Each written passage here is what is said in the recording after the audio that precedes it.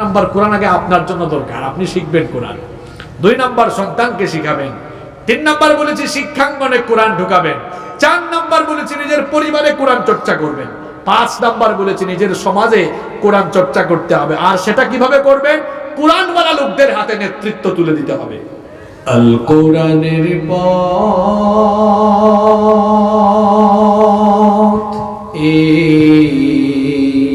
পথই আসল পথ। আল কোরআনের পথ এই পথই আসল পথ। আল কোরআনের পথ এই পথই আসল পথ। অন্য পথে অন্য মতে নেই যে রহমত।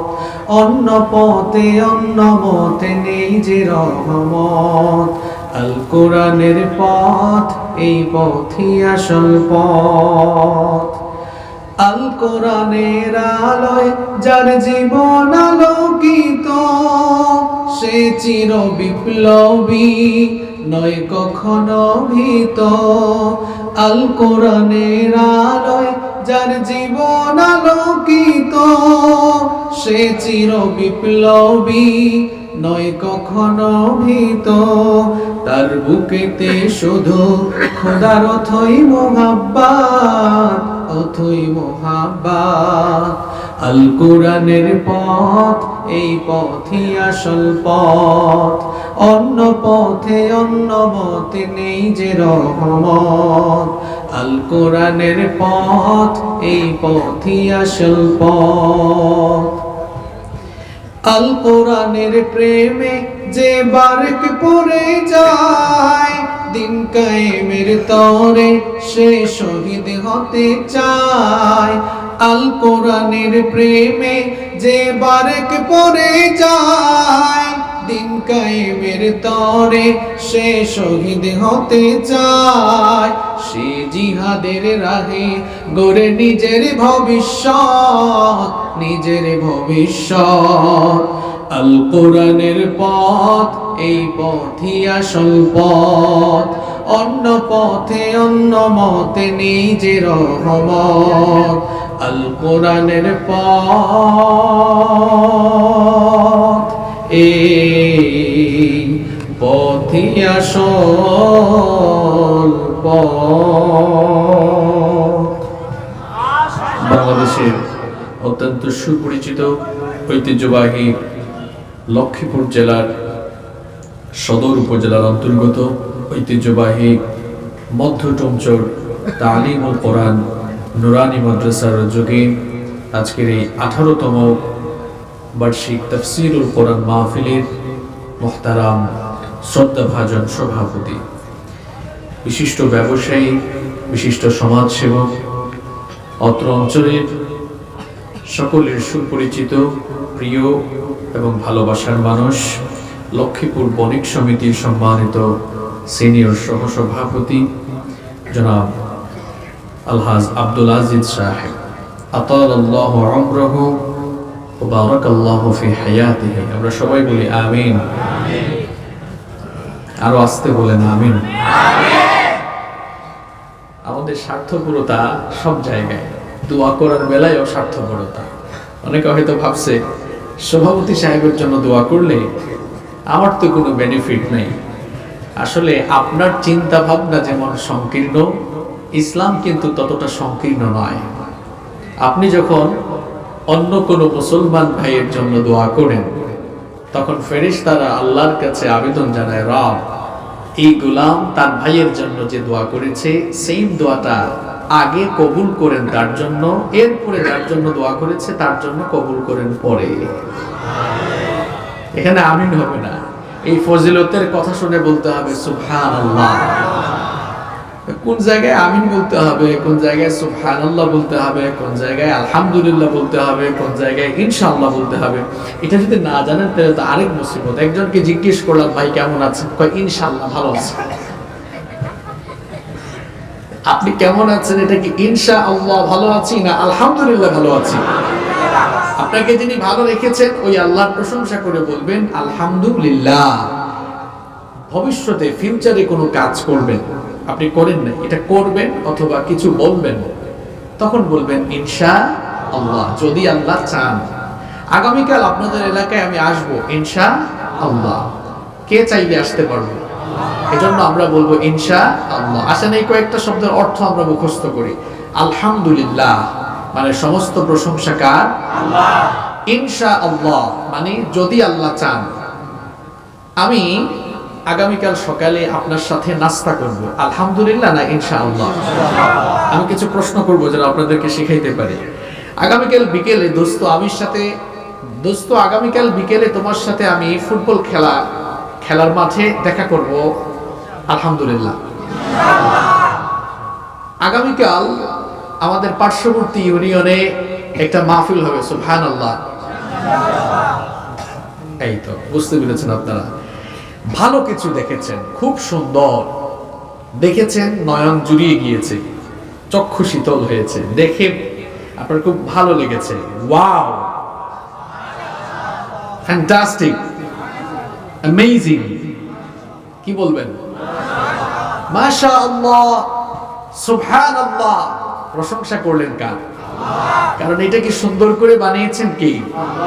ওই আল্লাহর বড়ত্ব আমরা ঘোষণা করব, বলবো মাশাআল্লাহ, সুবহানাল্লাহ। উপরের দিকে কোথাও উঠছেন, সিঁড়ি বেয়ে উপরে উঠছেন, কি বলবেন? আল্লাহু আকবার। আচ্ছা, এরপরে ঘর থেকে বের হচ্ছেন, কাউকে বিদায় দিচ্ছেন, টাটা, বাই, এমনি হাত নাড়াবেন নাকি? কি বলবেন? ফি আমানিল্লাহ। কার রাস্তায় তাকে আমি বিদায় দিলাম? কার রাস্তায়? কার হেফাজতে? এজন্য বলতে হয় আল্লাহ হাফেজ, ফি আমানিল্লাহ। তো এই যে ফজিলতের কথা শুনলে আমরা বলি সুবহানাল্লাহ। দেখেছেন, সভাপতি সাহেবের জন্য দোয়া করলে আপনার লস নাই। আমি আরবিতে বলেছি আতাআল্লাহু উমরাহু ওয়া বারাকাল্লাহু ফি হায়াতিহি। আল্লাহ ওনার হায়াত বাড়িয়ে দিন, হায়াতের মধ্যে বরকত দিন। আমি আমিন বললে আমার লস হবে না, কারণ সেম দোয়াটা আল্লাহ আগে আমার জন্য কবুল করবেন, তারপর ওনার জন্য। সুবহানাল্লাহ। This is the beauty of Islam. এটা ইসলামের সৌন্দর্য। ইসলাম আপনার চিন্তা ভাবনার মতো সংকীর্ণ নয়। সুবহানাল্লাহ পড়েন। মাহফিলে উপস্থিত আজকের প্রোগ্রামের অন্যতম আকর্ষণ, যিনি আমাদেরকে সুললিত কণ্ঠে ইসলামী গান শুনিয়েছেন, শুধুই বাংলাদেশ নয়, উপমহাদেশের প্রখ্যাত ইসলামী সঙ্গীত শিল্পী এবং গোটা পৃথিবীতে বাংলা ভাষাভাষী যত মানুষ ছড়িয়ে আছেন, সকলের হৃদয়ের মণিকোঠায় যিনি স্থান লাভ করেছেন, বিশিষ্ট গীতিকার, বিশিষ্ট সুরকার এবং আমার সবচেয়ে প্রিয় শিল্পী আমার বড় ভাই মশিউর রহমান। আমরা দোয়া করছি আল্লাহ তাআলা ওনার হায়াত বাড়িয়ে দিন, কণ্ঠের মধ্যে আরো বারাকা দান করুন। আমিন। আরো সঙ্গীত শুনিয়েছেন শিল্পী শরীফুল ইসলাম ভাই, আল্লাহ তাআলা ওনারও হায়াত বাড়িয়ে দিন, কণ্ঠের মধ্যে বরকত দান করুন। আমিন। মাহফিলে কথা বলেছেন বিশিষ্ট আলেমে দ্বীন, ঐতিহ্যবাহী বসুরহাট ইসলামিয়া ফাজিল ডিগ্রি মাদ্রাসার সম্মানিত অ্যাসিস্ট্যান্ট প্রফেসর, অসংখ্য আলেমের উস্তাদ হযরত মাওলানা আব্দুল কাদের হেলালি সাহেব। আল্লাহ তাআলা ওনার হায়াতের মধ্যে, ইলমের মধ্যে, আমলের মধ্যে বারাকা দান করুন। আমরা সবাই বলি আমিন। মাহফিলে আরো বক্তব্য রেখেছেন হযরত মাওলানা কামাল উদ্দিন তাহিরি সাহেব, বক্তব্য রেখেছেন মাওলানা রাকিব উদ্দিন সাহেব। যারাই কথা বলেছেন আল্লাহ তাআলা সকলের ইলম এবং আমলগত যোগ্যতা আরো বাড়িয়ে দিন। মাহফিলে উপস্থিত সম্মানিত শ্রদ্ধাভাজন উলামায়ে কিরাম, আমার সামনে বসা লক্ষ্মীপুরের বিভিন্ন স্থান থেকে আগত প্রাণ প্রিয় ভাইয়েরা, প্রিয় লক্ষ্মীপুরবাসী, আপনারা সবাই কেমন আছেন? আলহামদুলিল্লাহ। আপনারা দাঁড়ায় আছেন, আপনাদের মতি গতি কিন্তু ঠিক নাই। আপনারা যে কোনো সময় দৌড় মারতে পারেন, এটা আমিও জানি। আপনারা কিন্তু কোন নিয়তে আসছেন এটা আপনারাই ভালো জানেন। এরা হচ্ছে রিয়েল শ্রোতা, এরা বসে গেছে। সবাই ভালো আছেন? আলহামদুলিল্লাহ। আমাদের সবাইকে সুস্থতার সাথে বাঁচিয়ে রেখে কোরআনের এই বরকতময় মাহফিলে আসার তৌফিক যিনি দিয়েছেন তিনি কে? আল্লাহ। সেই মহান রবের জন্য হৃদয়ের সবটুকু ভালোবাসা, আবেগ, অনুভূতি উজাড় করে দিয়ে খুশি মনে প্রাণবন্ত আওয়াজে উচ্চ কণ্ঠে আমরা পড়ছি আলহামদুলিল্লাহ। সম্মানিত ভাইয়েরা, অনেক রাত হয়ে গিয়েছে, এজন্য আমরা অপ্রাসঙ্গিক কথা বলে সময় নষ্ট করব না। সরাসরি আল্লাহর কালাম থেকে আমরা আলোচনা শুনবো ইনশাআল্লাহ। সরাসরি আমরা আল্লাহর কালাম থেকে আলোচনা শুনবো ইনশাআল্লাহ। এটা কোনো পলিটিক্যাল মঞ্চ নয়, এটা কোনো রাজনৈতিক মঞ্চ নয়, এটা হচ্ছে কোরআনের মাহফিল। এই মাহফিলে একটা বই থেকে আমরা কথা বলি, বইটার নাম কি? সবাই বলেন। এটা কি হুজুরদের কিতাব, মোল্লাদের কিতাব? না, এটা সাম্প্রদায়িক কোনো কিতাব নয়। এই কিতাব হচ্ছে সার্বজনীন, এটি সবার জন্য এসেছে। যদি এটি সাম্প্রদায়িক কোনো কিতাব হতো তাহলে আল্লাহ তাআলা কোরআনুল কারীমের ভেতরে বলতেন হুদাল্লিল মুমিনিন, অথবা বলতেন হুদাল্লিল মুসলিমিন। এটি মুসলমানদের অথবা এটি মুমিনদের হেদায়েতের কিতাব। কোরআনুল কারীমের কোথাও কি হুদাল্লিল মুমিনিন কিংবা হুদাল্লিল মুসলিমিন আছে? নেই, আছে হুদাল্লিন নাস। এটি তাম দুনিয়ার সমগ্র মানবতার জন্য হেদায়েতের কিতাব। সুবহানাল্লাহ। এই কিতাব এসেছে আপনাকে মুক্তি দেওয়ার জন্য। এই কিতাব এসেছে আপনাকে সঠিক রাস্তা দেখাবার জন্য। এই কিতাব এসেছে আপনাকে অন্ধকার থেকে বের করে একটি আলোকময় রাস্তায় পরিচালিত করার জন্য। এই জন্য রব্বুল আলামিন কোরআনুল কারীমে বলেছেন কিতাবুন আনজালনাহু ইলাইকা লিতুখরিজান নাসা মিনাজ যুলুমাতি ইলান নূর। আল্লাহ তাআলা বলছেন, ওগো আমার হাবিব, এই কিতাব আমি আপনার উপরে নাযিল করেছি যেন আপনি তমসাচ্ছন্ন নিকষ কালো অন্ধকারে পড়ে থাকা মানুষগুলোকে আলোকময় রাস্তায় নিয়ে এসে আলোর রাস্তা দেখাতে পারেন। সেই জন্য এই কিতাব আমি আপনার কাছে নাযিল করেছি। এই কিতাব এসেছে আপনাকে আলোকিত রাস্তা দেখাবার জন্য। এই কিতাব এসেছে আপনার জীবনের অন্ধকার দূর করার জন্য।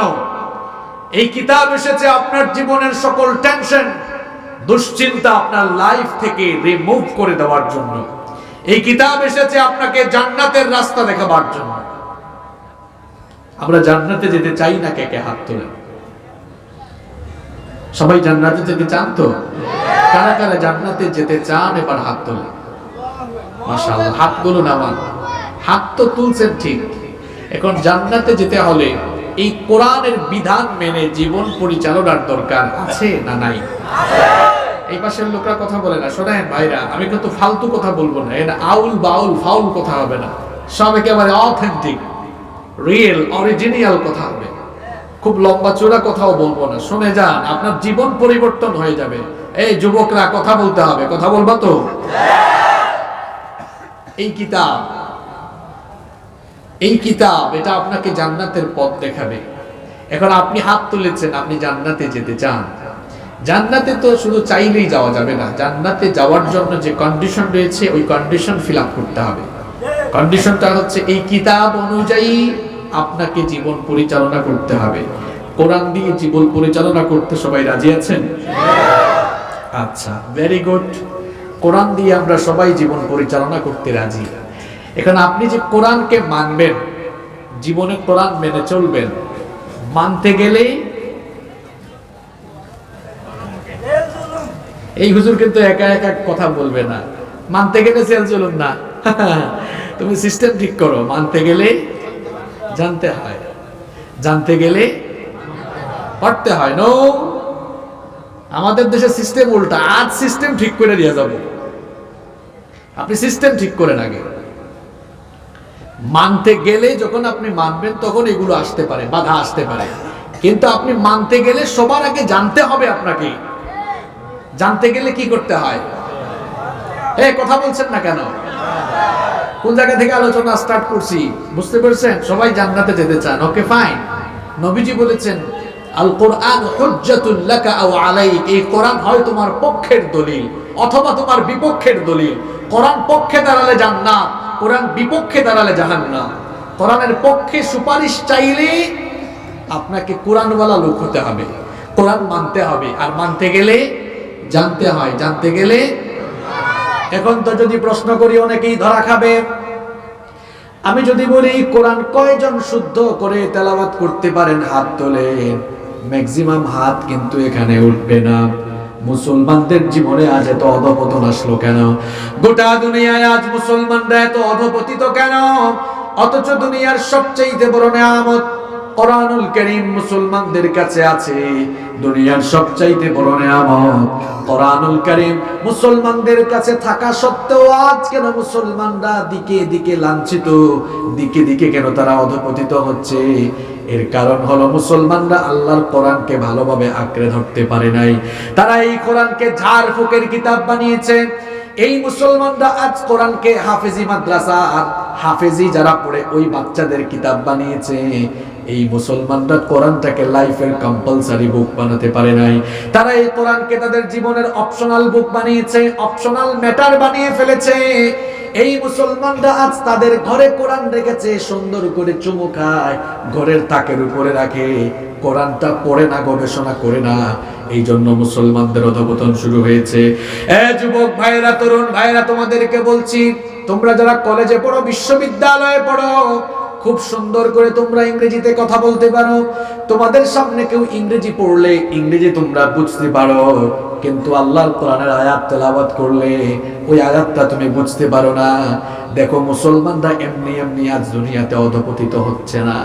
আমরা কোরআন থেকে কতটা দূরে সরে গিয়েছি। তোমার সামনে কেউ ইংরেজিতে বক্তব্য রাখলে তুমি বুঝো, কিন্তু মসজিদে ঢোকার পরে ইমাম সাহেব যখন সূরাতুল ফাতিহা শুরু করেন, সূরাতুল ফাতিহা তুমি আজও পর্যন্ত বুঝতে পারলে না। এই কোরআনটা হচ্ছে বিজ্ঞানময় কিতাব। আজ যারা বিজ্ঞানের যুগে বাস করে, বড় লাফালাফি করে, ফুটানি করে, আর মনে করে এই কোরআন হচ্ছে হুজুরদের কিতাব, মোল্লাদের কিতাব। এই কোরআনের প্রথম সূরার প্রথম আয়াতটা হচ্ছে বিজ্ঞানের আয়াত। এই কোরআনের প্রথম সূরার প্রথম আয়াতটাই বিজ্ঞানের আয়াত।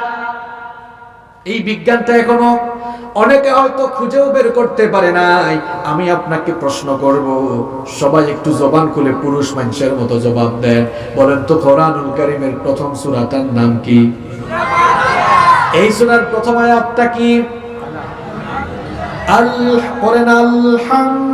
আলহামদুলিল্লাহি রাব্বিল আলামিন।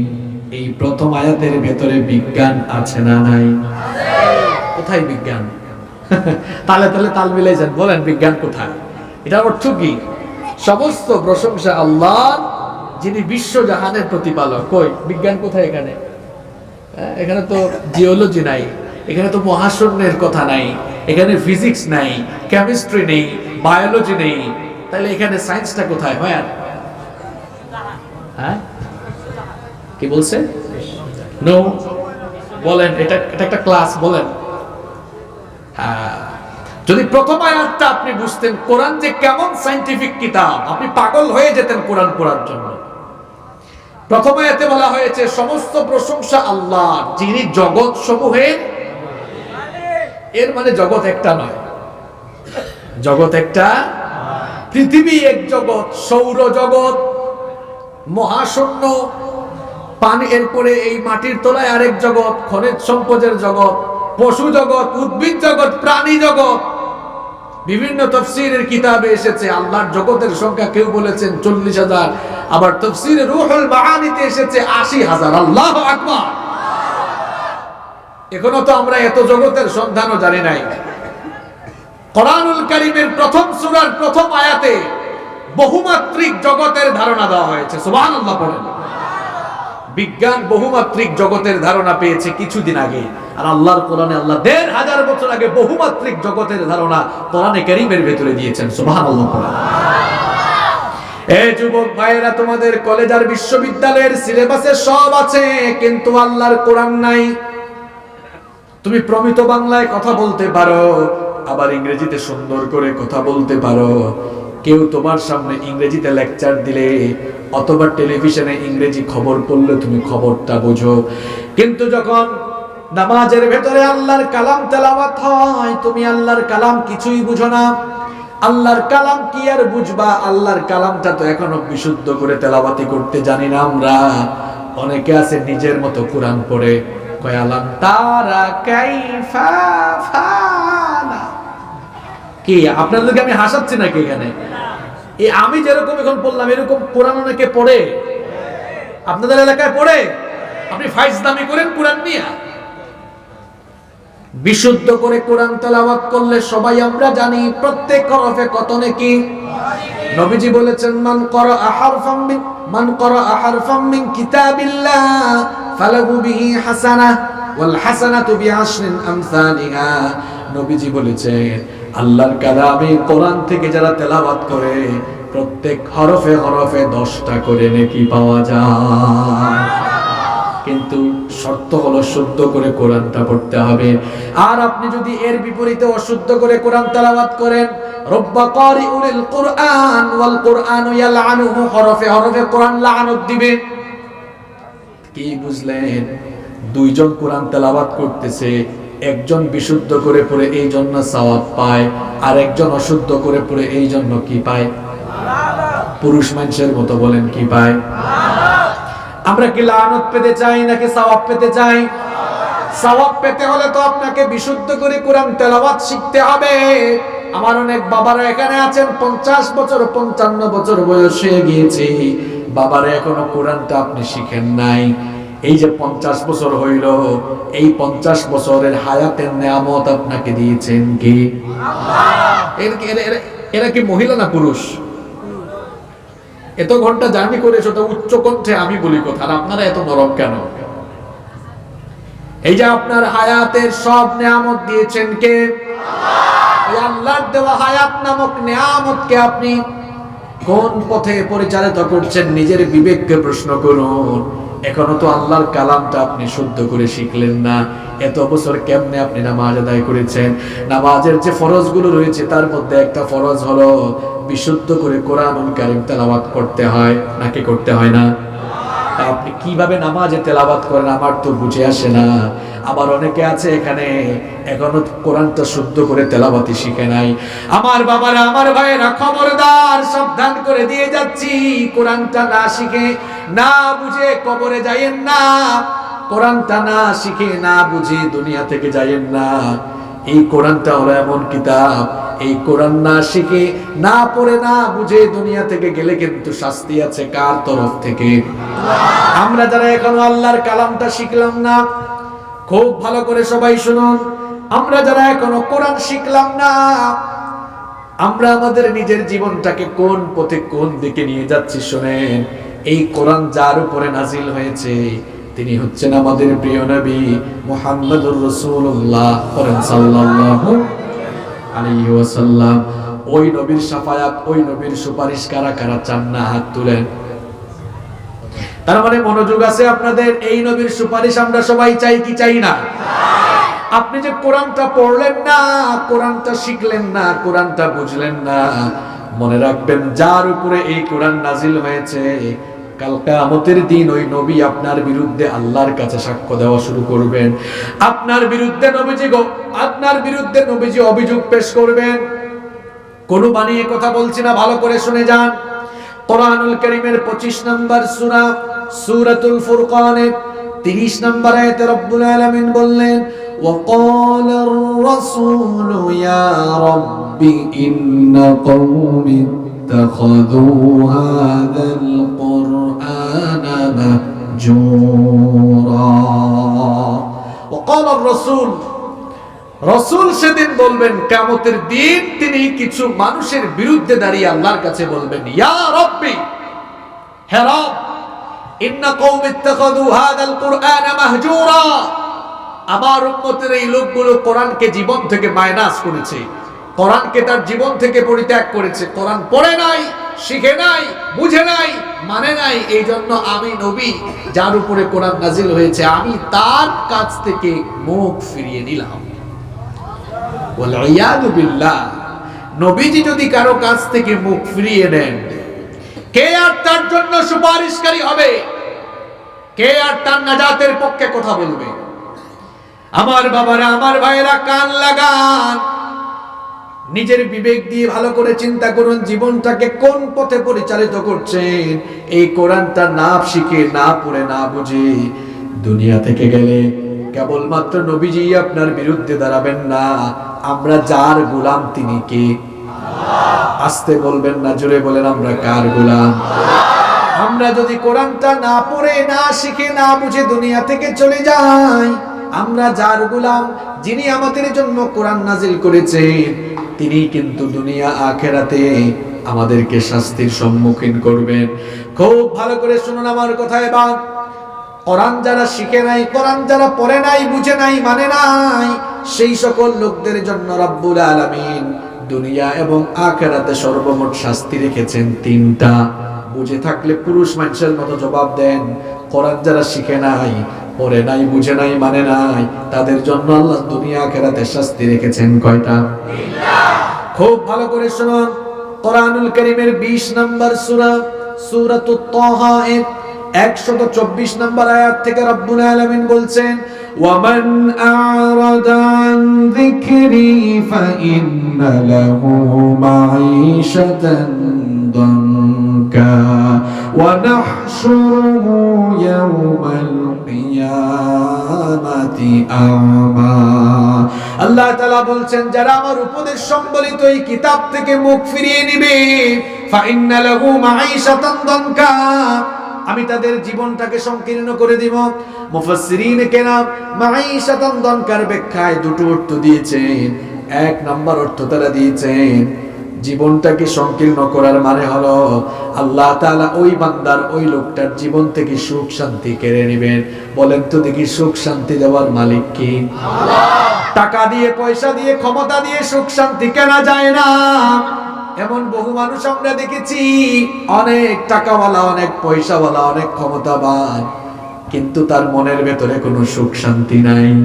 অনেক টাকাওয়ালা, পয়সাওয়ালা, ক্ষমতাবান মানুষ আছে, রাতের ঘুম নাই, রাতের বেলা ঘুমাইতে পারে না। কিন্তু দেখবেন অনেক রিকশাওয়ালা আছে, সারাদিন রিকশা চালিয়ে চালিয়ে 300-400 টাকা ইনকাম করে, এশার নামাজের পরে আলু ভর্তা, ডাল ভাত দিয়ে ভাত খেয়ে আরাম করে নাকে তেল দিয়া ঘুমায়। আছে না নাই? 300-400 টাকা ইনকাম করে দেখা যায় এশার নামাজের পরেই তার ঘুম আছে। আর ওই বেটা এত টাকা কামায়, এত ক্ষমতা, তাও ঘুম নাই। মনে রাখবেন, টাকা দিয়ে, ক্ষমতা দিয়ে ঘুম কেনা যায় না। সুখ শান্তি দেওয়ার মালিক কে? আল্লাহ।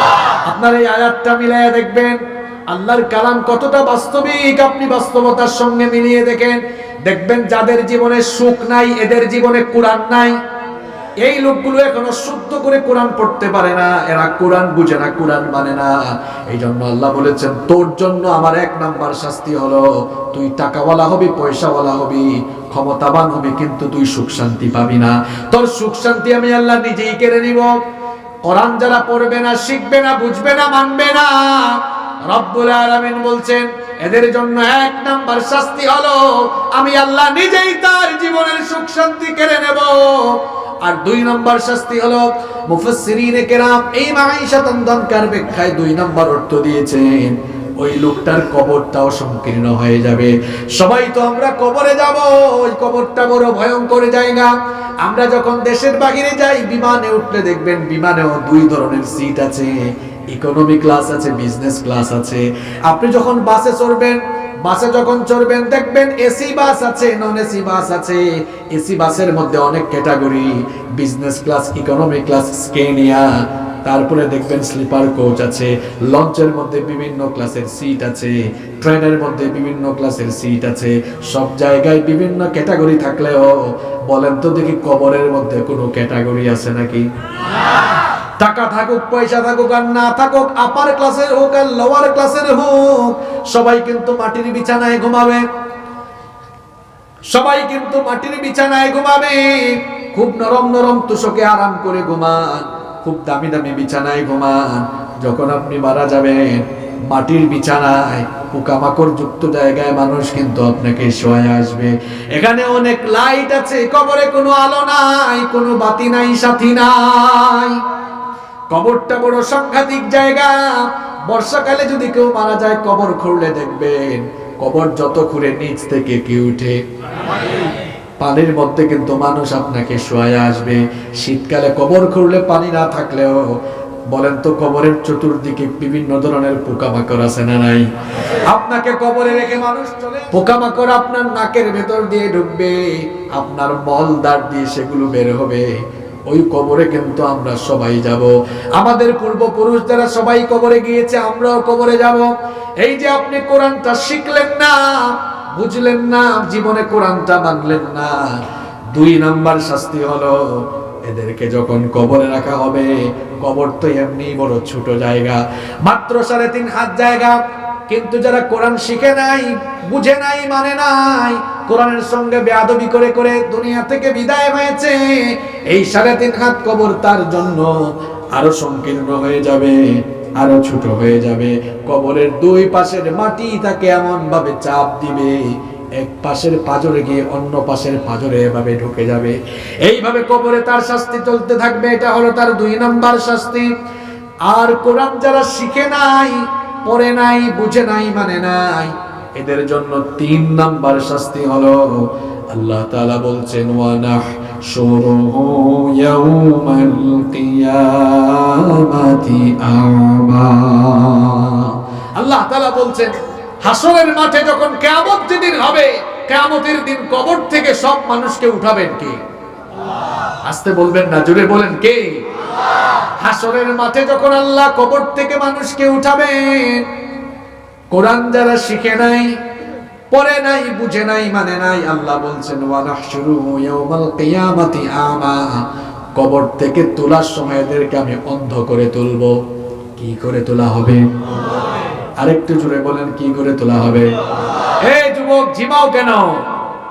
জিমাইও না, আমার চক্ষু সব দিকে আছে, জিমাইও না, খুব দামি কথা চলে যাচ্ছে। 3 নাম্বারের শাস্তি, কবর থেকে কি করে তোলা হবে? অন্ধ করে তোলা হবে।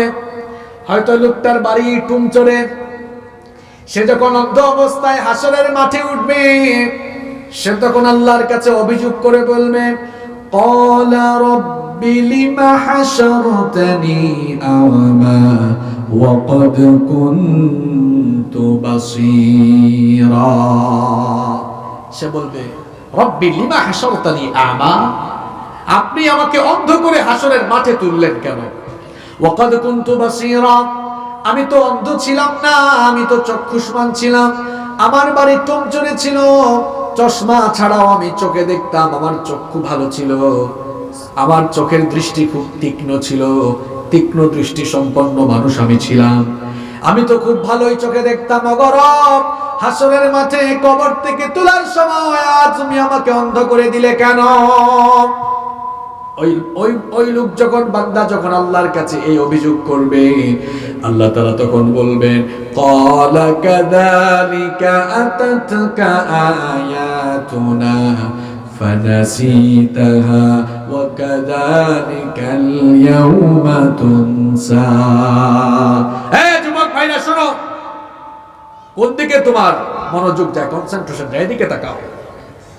আল্লাহ জবাব দিচ্ছেন এবার, কেন অন্ধ করে তুলেছি? শোন, কাযালিকা আতাতকা আয়াতুনা, তোর কাছে তো আমার আয়াত গিয়েছিল, তোর কাছে আমার কিতাব গিয়েছিল, তোর ঘরে কোরআন ছিল, ফানাসিতাহা, দুনিয়ার সব মনে রেখেছিস, কোরআনকে ভুলে গিয়েছিস, কোরআনটা শিখিস নাই, পড়িস নাই, জীবনে মানিস নাই, জীবদ্দশায় পৃথিবীতে থাকা অবস্থায় এই কোরআনকে তুই যেভাবে ভুলে গিয়েছিলে, ওয়া কাযালিকাল ইয়াউমা তুনসা, তোর মতো গোলামকে আজ হাসরের মাঠে আমি আল্লাহ ভুলে গেলাম। যা, আওয়াজ হচ্ছে না, একদম রিয়েল ওয়াজ হচ্ছে, ভালো করে শুনেন। আল্লাহ যদি বলেন তোর মতো গোলামকে আমি চিনি না, যা, ভুলে গেলাম তোকে, কে বাঁচাবে আপনাকে? কে আর জাহান্নামের আগুন থেকে আপনাকে রক্ষা করবে বলেন? একটু আগে বললাম রাসূল বিরুদ্ধে, এখন বললাম আল্লাহ বিরুদ্ধে। কি করতেছেন লাইফে? আপনি এখনো কোরআন শিখলেন না, এখনো আপনি কোরআনটা শিখলেন না। অনেকে আছে ফুটানি দেখায়, কয় এটা ১৫০০ বছর আগে নাজিল হওয়া মধ্যযুগীয় কিতাব। বিজ্ঞানের যুগে এমন পুরাণ কথা, এমন পুরাণ কিতাব শিখে আমার কি হবে? আপডেট জিনিস পড়ে দেখবেন অনেক মানুষ আছে বাসায় ডেইলি পত্রিকা আনায়, আছে এরকম। কি ব্যাপার? আপনি তো দেখি বাসায় ডেইলি ৩-৪টা পত্রিকা আনায়া পড়েন, পত্রিকা পড়েন, অসুবিধা নেই, দেশ বিদেশের আন্তর্জাতিক জাতীয় সব খবর রাখেন, পত্রিকা পড়ার অভ্যাস আছে, কেন রেগুলার আল্লাহর কোরআন পড়ার অভ্যাস নাই? প্রত্যেকদিন দোকান খুলতে পারেন, স্কুলে যেতে পারেন, কলেজে যেতে পারেন, বিশ্ববিদ্যালয়ে যেতে পারেন, চাকরিতে যেতে পারেন, প্রত্যেকদিন সব কাজ ঠিক মতো করতে পারেন, কোরআন কেন পড়তে পারেন না? আর এই কোরআনকে আপনি যে মধ্যযুগীয় কিতাব বলেন, পুরাতন কিতাব বলেন, মনে রাখবেন কোরআন হলো দুনিয়ার সবচেয়ে আপডেটেড বুক। এটা দুনিয়ার সবচেয়ে updated book. There is no contradiction between the holy book Quran and science. বিজ্ঞানের সাথে কোরআনের কোনো দ্বন্দ্ব নাই, বরং বিজ্ঞান কোরআন থেকে পিছিয়ে আছে। বিজ্ঞান কোরআন থেকে পিছিয়ে আছে। আপনি বলবেন হুজুর কেমনে পিছিয়ে আছে? দেখেন, বিজ্ঞান যে তথ্যগুলো এখন দুনিয়ার মানুষকে জানাচ্ছে, কোরআন সেগুলো জানিয়েছে আরো ১,৫০০ বছর আগে। তাহলে বলেন তো কোরআন আগে না বিজ্ঞান আগে? আপনারা খালি সুবহানাল্লাহ কইতে পারেন, কিন্তু কোরআন পড়তে পারেন না, গবেষণা করতে পারেন না। কোরআনের মধ্যে ৬,০০০ সামথিং আয়াত আছে। এই আয়াতগুলোর মধ্যে আপনি জানলে অবাক হয়ে যাবেন, ১,৫০০ মতো, প্রায় ১,৫০০ মতো আয়াত আছে শুধুমাত্র বিজ্ঞানের ব্যাপারে।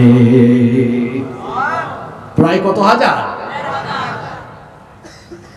বিজ্ঞান যত উন্নত হচ্ছে, কোরআনের মুজিজা মানুষের সামনে তত বেশি প্রকাশ পাচ্ছে। আমি কয়টা উদাহরণ দিতাম বলেন আপনাকে, কয়টা উদাহরণ দিতাম? এই যে এই পৃথিবীর সেই পৃথিবীর আকৃতি নিয়ে বিজ্ঞান এক এক সময় এক এক কথা বলে মানুষের সঙ্গে তারা রীতিমতো তামাশা করেছে। প্রাচীনকালের বিজ্ঞানীরা বলেছে এই পৃথিবী মনে হয় চ্যাপ্টা কিংবা সমতল। বিজ্ঞান একটু উন্নত হলো, একটু সামনের দিকে এগিয়ে গেল। ১৫৯৭ সালে ফ্রান্সিস ড্রেক তিনি জলপথে ভ্রমণ করে বললেন, দেখছেন একজন আলোচককে 10:30 দেওয়ার ফজিলত হচ্ছে এগুলা। ওয়াজ দিয়া কিন্তু প্রাকৃতিক চাপ আটকানো যায় না, বুঝছেন? তো উঠবেই, এই জন্য 9টায়, ঠিক 9টায় দিতে হবে। যদিও আমিও আসতে রাস্তাঘাটের এর কারণে লেট হয়ে যায়। মনে রাখবেন, এখানে আপনারা যারা বিভিন্ন এলাকা থেকে আসছেন, সব সময় প্রধান বক্তা 9টায় উঠিয়ে দিবেন। দেখবেন মাহফিল সফল। আলোচনা করতে এনার্জি থেকে যারা আসে কেউ উঠাউটি করবেন। আপনারা কি উঠাউটি করবেন? উঠাউটি করলে আমাদেরও কনসেন্ট্রেশন আর থাকে না। 15-20 মিনিট থাকতে পারবেন তো? শোনেন, আপনাদেরকে লাইনে তুলছি মাত্র। 1597 সালে ফ্রান্সিস ড্রেক জলপথে পরিভ্রমণ করে তিনি বললেন, প্রাচীনকালের বিজ্ঞানীরা যে তথ্য দিয়েছেন সেটা ভুল, সেটা ভুল। পৃথিবী আসলে চ্যাপ্টাও নয়, সমতল নয়। আমি দেখলাম পৃথিবী আসলে গোল। পৃথিবী, এটা 1597 সালের কথা। এখন কত? 2000। এখন আধুনিক বিজ্ঞানের যুগ। আধুনিক বিজ্ঞানের যুগে বিজ্ঞান স্যাটেলাইটের যুগে প্রবেশ করলো। স্যাটেলাইটের যুগে বিজ্ঞান প্রবেশ করার পর বিজ্ঞান বলল পৃথিবী গোল, এই তথ্য ভুল। বুঝতেছেন আমার কথা? স্যাটেলাইটের যুগে প্রবেশ করার পর বিজ্ঞান বলল পৃথিবী গোল, এই তথ্য ভুল। তাহলে পৃথিবী কেমন? পৃথিবী কেমন? হ্যাঁ, ডিম্বাকৃতির। পৃথিবীটা কেমন? দেখছেন আমাদের পড়াশোনার অবস্থা। মুসলমানরা পড়াশোনায় পিছিয়ে, এখন পড়াশোনা নাই, খালি আছে সারাদিন ফেসবুক নিয়ে। 24 ঘন্টার মধ্যে 10-12 ঘন্টা এরা ফেসবুক চালায়। এরা শিখবে কেমনে? এই জাতি আগাবে কেমনে? এরা তো পড়াশোনায় নাই। এই যে কলেজে পড়ে, বিশ্ববিদ্যালয়ে পড়ে, এদের বইয়ের সাথে সম্পর্ক না, এরা পড়ে না। এরা সারাক্ষণ ফেসবুক কোথায়। তুমি যে এত ফেসবুক চালাও, এত ফেসবুক চালাও, তোমার মতো অকর্মা দিয়া সমাজ জাতির কোনো উন্নতি হবে না। ঠিক যারা কইছে এরাই কিন্তু ফেসবুক চালায়।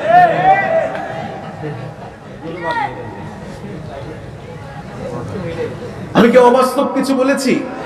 যান্ত্রিক হইও না ভাই। যুবকদেরকে বলছি, এত যান্ত্রিক হইও না। শোনো তো, যুবকদেরকে বলি একটা কথা, মুরব্বীদেরকে তার তুমি করে বলা যাবে না, তাই না? মুরব্বীরা তো ফেসবুক চালায় না। যুবকদেরকে বলছি, তোমরা শোনো, দেখো, এই তুমি ফেসবুক চালাও, মেসেঞ্জার চালাও, যতটুকু সময়, যত কম সময় চালাইতে পারো ভালো। এই যে তুমি এটা চালাচ্ছ ফেসবুক, তোমরা খালি আসো ব্যবহারে, আর যারা এগুলো আবিষ্কার করেছে তারা আছে মাল কামানোতে, ডলার কামানোতে।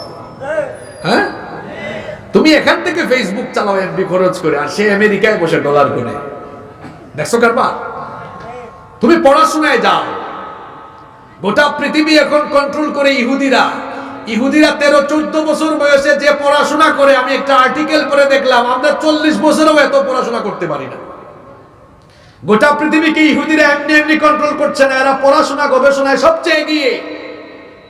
এজন্য গোটা পৃথিবীকে মনে রাখবেন, পিস্তল দিয়ে সব কন্ট্রোল করা যায় না, পৃথিবী কন্ট্রোল হচ্ছে জ্ঞান দিয়ে। কি দিয়ে কন্ট্রোল হচ্ছে? এমনকি কায়িক শ্রম করে বেশি পয়সা কামানো যায় না। পয়সা কামায় এই পৃথিবীতে মানুষ কি দিয়ে? বেশি পয়সা কামায় যারা জ্ঞানকে কাজে লাগাইছে তারা। এই ফেসবুক বলেন, আপনার কম্পিউটার বলেন, এগুলা যারা আবিষ্কার করছে কায়িক শ্রম করেছে নাকি এই জ্ঞান দিয়ে করেছে? তুমি জ্ঞানকে কাজে লাগাও। তোমরা পাইছো খালি পাবজি পাবজি, তারপর কি জানি কয় ফ্রি ফায়ার, সারা দিন এগুলা খেলায়। আরে বাপরে বাবার, ওরা মিলিয়ন বিলিয়ন ট্রিলিয়ন ডলার কামায়। তুমি পারলে ফেসবুকের মতো একটা অ্যাপস আবিষ্কার করা যায় কিনা? আমাদের কোনো তথ্য গোপন নাই। এই যে আমরা যারা দাওয়াতি কাজ করি, ইউটিউবার ভাইরা বুঝবে, এখন টাইটেলও ভালো করে দেওয়া যায় না, তাই না?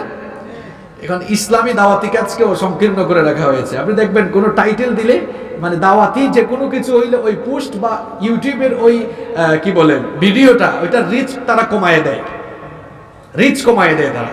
কারণ আমাদের সব তথ্য ওদের কাছে আছে, আমাদের গোপনীয়তা বলতে কিছুই নাই। ওরা খেলা দেখে আর আমরা খেলাই, কথা বুঝতেছেন? ওরা খেলা দেখে, ওরা আমাদেরকে খেলায় লাগায় দিয়েছে, তামাশায় লাগায় দিয়েছে। আবিষ্কার করতে হলে পড়াশোনা করতে হবে, গবেষণা করতে হবে। যান্ত্রিকতা থেকে বের হয়ে আসো ভাই, পড়াশোনায় যাও, পড়াশোনায় মন দাও, বেশি বেশি পড়াশোনা করো, গবেষণা করো। এই যে বললাম পৃথিবী কেমন বলতে পারে না, বিজ্ঞানের যুগে এরা এখনো বলতে পারে না। পৃথিবীটা কিসের মতো মনে আছে না? সব ভুলে যাচ্ছেন। বেশি রাত হইছে তো, বেশি রাত হলে আরেক সমস্যা। এক হুজুরকে রাতের বেলা ধরে আনছেন দোয়া করতে, দোয়া করে দিয়েছে উল্টা ঘুমের চোটে। ঘটনা ঘটছে না কিছুদিন আগে, ভুলে গেছেন আপনারা? রাত হইলে পাবলিক অনেক সময় উল্টা পাল্টা বলে। হ্যাঁ, আচ্ছা শোনেন, তাইলে বলেছিলাম পৃথিবীর শেপ নিয়ে বিজ্ঞান এক এক সময় এক এক কথা বলেছে। প্রাচীন কালের এরা কি বলছে ভুলে গেছে? যুবকরা বলো কি? চ্যাপ্টার। এরপরে 1597 সালে কি বলে ফ্রান্সিস ড্রেক কি বলল? গোল। আর স্যাটেলাইটের যুগে আধুনিক বিজ্ঞান বলল পৃথিবী গোল, এই তত্ত্ব। তাহলে পৃথিবী ডিম বা কি? ডিম বুঝেন তো আপনারা? ডিম আমরা সিলেট হয় আন্ডা, আপনারা কিতা হয়? আন্ডা। আচ্ছা, আমরা সিলেট হইছে এন্ডা, লক্ষ্মীপুরে হইছে আন্ডা, অসুবিধা নাই। আন্ডা এন্ডা ডিম, তো ডিমটা কি একেবারে গোল? দেখেন বিজ্ঞান এক এক সময় এক এক কথা বলে, তামাশা করতে করতে এই স্যাটেলাইটের যুগে এসে সঠিক তথ্য তারা দিল। এই কোরআনকে আপনারা মোল্লাদের কিতাব, হুজুরদের কিতাব বলেন, অথচ এই কোরআনটা কত সায়েন্টিফিক, কোরআনটা কেমন অথেন্টিক আপনি দেখেন। আধুনিক বিজ্ঞানের যুগে, স্যাটেলাইটের যুগে বিজ্ঞান পৃথিবীর আকৃতির ব্যাপারে যেই তথ্য মানুষকে এখন জানালো, আজ থেকে 1500 বছর আগে যেই কোরআন আল্লাহ আমাদের জন্য নাজিল করেছেন, ওই কোরআনে কারীমের মধ্যে আল্লাহ সায়েন্টিফিক তথ্য আমাদেরকে জানালেন। ওয়াল আরদা বা'দা যালিকা দাহাহা। উট পাখির ডিমকে আরবিতে কি বলা হয়? দাহা। কামুস, আরবিক ডিকশনারি খুলে দেখবেন, উট পাখির ডিমকে আরবিতে কি বলা হয়? দাহা।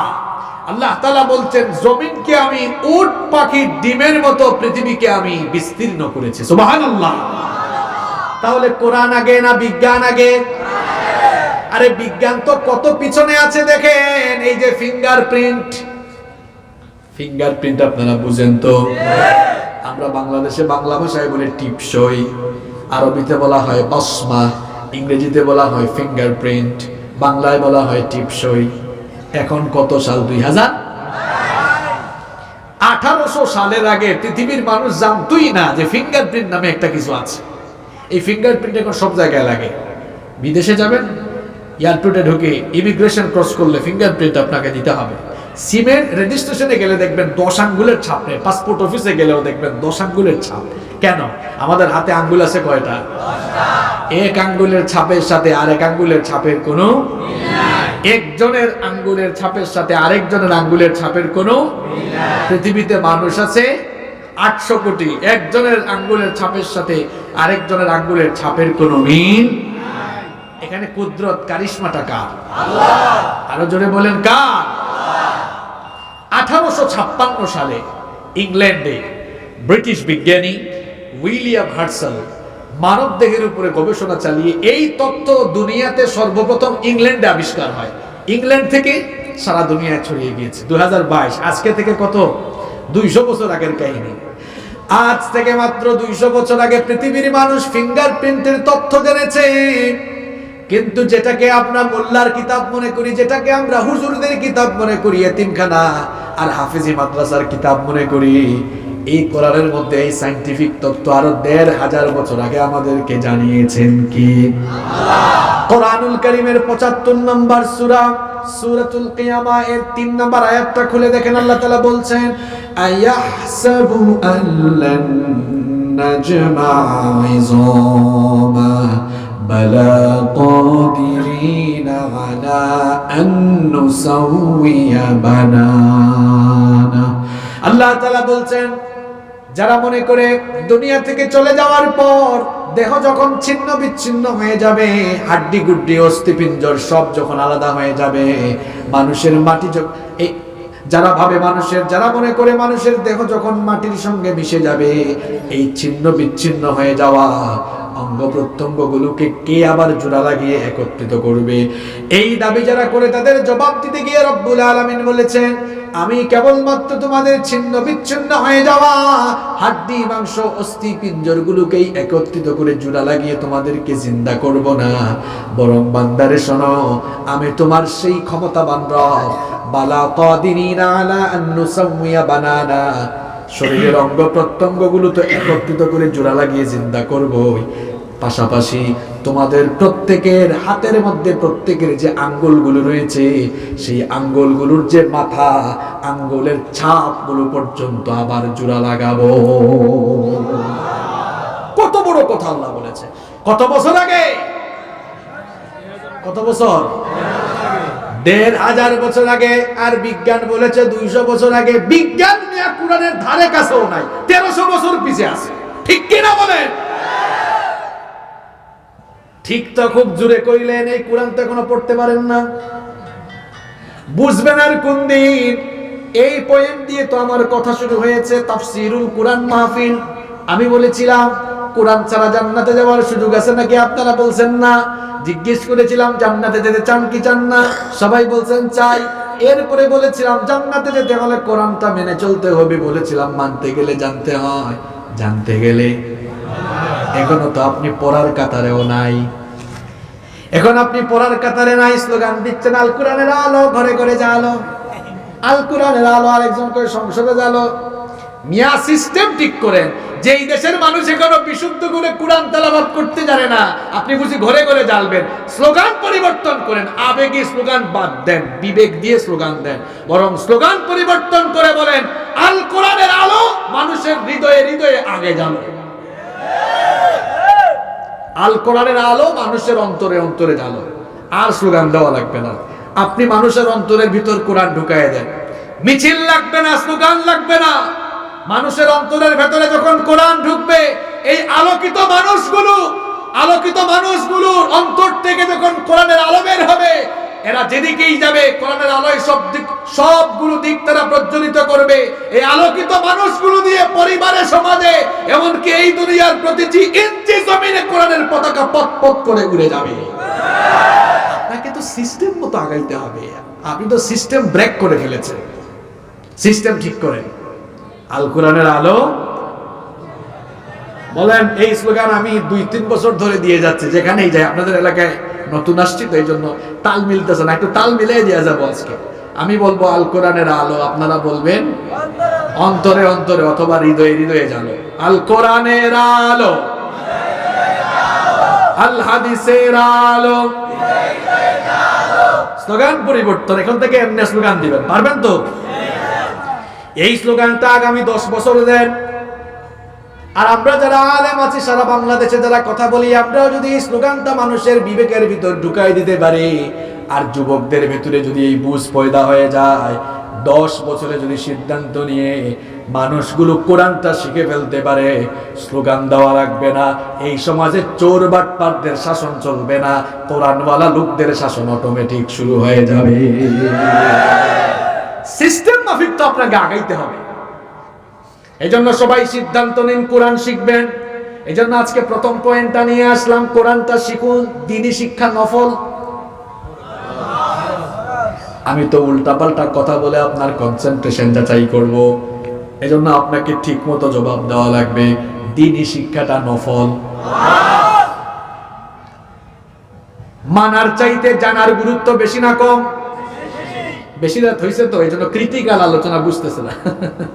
বলেন, মানার চাইতে জানার গুরুত্ব কম না বেশি? জানার গুরুত্ব বেশি। না জানলে মানা যায় না। এক লোক নামাজের কায়দা কানুন জানে না, তারে ঢুকাই দিছে কাবা ঘরের ভিতরে। এত নামাজের কায়দা কানুন জানে না, কাবা ঘরের ভিতরে ঢুকেও ঠিক মতো নামাজ আদায় করতে পারবে না। এখানে টুমচোরে কোন চোরের মধ্যে অথবা ক্ষেতের মধ্যে এক লোক নামাজের কায়দা কানুন জানে, মাঠেও যদি নামাজ পড়ে তার নামাজটা হবে কিনা? কারণ সে জানে। তাহলে বোঝা গেল মানতে হলে জানার গুরুত্বটা বেশি। জানলে যে কোনো জায়গায় যে কোনো কিছু মানা যায়। এখন কোরআনটা যে আপনি মানবেন, এই জন্য কোরআনটা আপনাকে জানতে হবে। আর জানতে গেলে সবার আগে কোরআনটা শিখতে হবে। এই জন্য আমার ভাইয়েরা, আমি বলেছি কোরআন না শিখলে 3টা শাস্তি। এমন শাস্তি, জীবনের সুখ শান্তি চলে যাবে, জীবনের সুখ শান্তি আল্লাহ কেড়ে নেবেন, কবরটা জাহান্নামের গর্ত হয়ে যাবে। 3 নাম্বার, কিয়ামতের দিন অন্ধ করে কবর থেকে উঠাবেন কে? আল্লাহ। দুনিয়া আখিরাতের এই বেজ্জতি থেকে আমরা বাঁচতে চাই কি চাই না? সবাই বাঁচতে চান তো? তাহলে কোরআনটা সবাই শিখবেন তো? যুবক ভাইরা, এখনো যারা কোরআনটা শিখো নাই, তাড়াতাড়ি কোরআনটা শিখে ফেলো, অনলাইন অফলাইন যেখানে হোক। পারলে এই এলাকায় কেউ উদ্যোগ নিয়ে একটা বয়স্ক কোরআন শিক্ষা কেন্দ্র চালু করুন। একটা বয়স্ক কোরআন শিক্ষা কেন্দ্র চালু করুন। আমার এই বাবাদেরকে, আমার চাচাদেরকে, যারা এখনো কোরআনটা শিখেন নাই, তারা যেন মরার আগে কোরআনটা শিখতে পারেন। আপনি সদকায়ে জারি আর সওয়াব পেয়ে যাবেন। শুধু বছরে একদিন মাহফিলের আয়োজন করলেই কি দায়িত্ব শেষ? না, রেগুলার কোরআন মানুষের ভিতর কোরআন ঢুকায় দেন। আল্লাহর কসম করে বলছি, আমরা যদি প্ল্যান করে পরিকল্পনা করে এই দেশের প্রত্যেকটি মানুষের অন্তরে কোরআন ঢুকাই দিতে পারি, দেখবেন 1-2 যুগ পরে এই দেশের প্রতিটি ইঞ্চিতে কোরআনের পতাকা পথ পথ করে উড়বে ইনশাআল্লাহ। মানুষের